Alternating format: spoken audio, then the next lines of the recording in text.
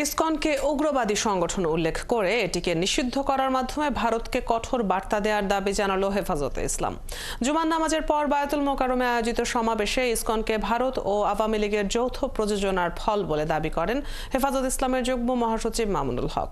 চট্টগ্রামে আইনজীবী হত্যায় জড়িত নেপথ্যের ষড়যন্ত্রকারীদের গ্রেপ্তারের দাবিও জানান তিনি। রাশেদ আনিসের প্রতিবেদন। জুমার নামাজের পর বায়তুল মোকাররম মসজিদের উত্তর গেটে বিক্ষোভ সমাবেশ করে হেফাজত ইসলাম। ইসকন নিষিদ্ধের দাবি করে সমাবেশে বক্তারা বলেন, ইসকন আর হিন্দু এক নয়, সনাতন ধর্মাবলম্বীদের সব রকমের নিরাপত্তা দেবে বাংলাদেশ, কিন্তু উগ্রপন্থী ইসকনের সাথে কোনো আপোষ নয়।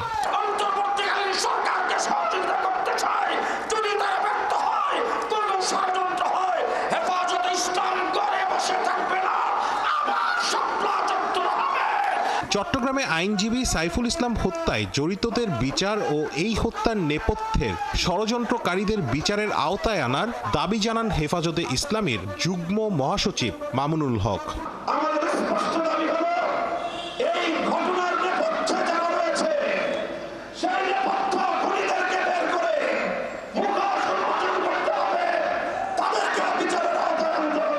ইসকনকে ভারত ও আওয়ামী লীগের যৌথ প্রযোজনার সংগঠন উল্লেখ করে এটিকে নিষিদ্ধ করার মধ্য দিয়ে ভারতে কঠোর বার্তা দেয়ারও দাবি জানায় হেফাজত।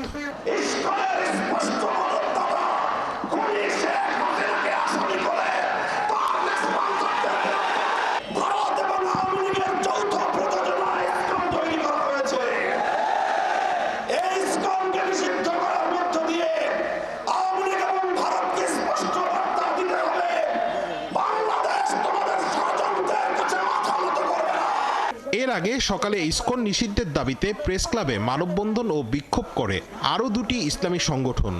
ইসকনকে বাংলাদেশে নিষিদ্ধ করতেই হবে। নিজ দেশে যারা ভারতের চক্রান্তে অরাজকতা তৈরির ষড়যন্ত্র করছে তাদের বিরুদ্ধে সরকারকে দ্রুত ব্যবস্থা নেওয়ার দাবি জানান তারা। এদিকে ইসকন নিষিদ্ধ করা ও ভারতীয় আগ্রাসনের বিরুদ্ধে ৮ দফা দাবিতে বিকেলে ঢাকা বিশ্ববিদ্যালয়ের রাজু চত্বরে বিক্ষোভ সমাবেশ করে আগ্রাসন বিরোধী ছাত্র জনতা। মিছিলটি রাজু ভাস্কর্য থেকে শুরু করে শাহবাগে গিয়ে শেষ হয়। রাশেদ আনিস, ৭১, ঢাকা।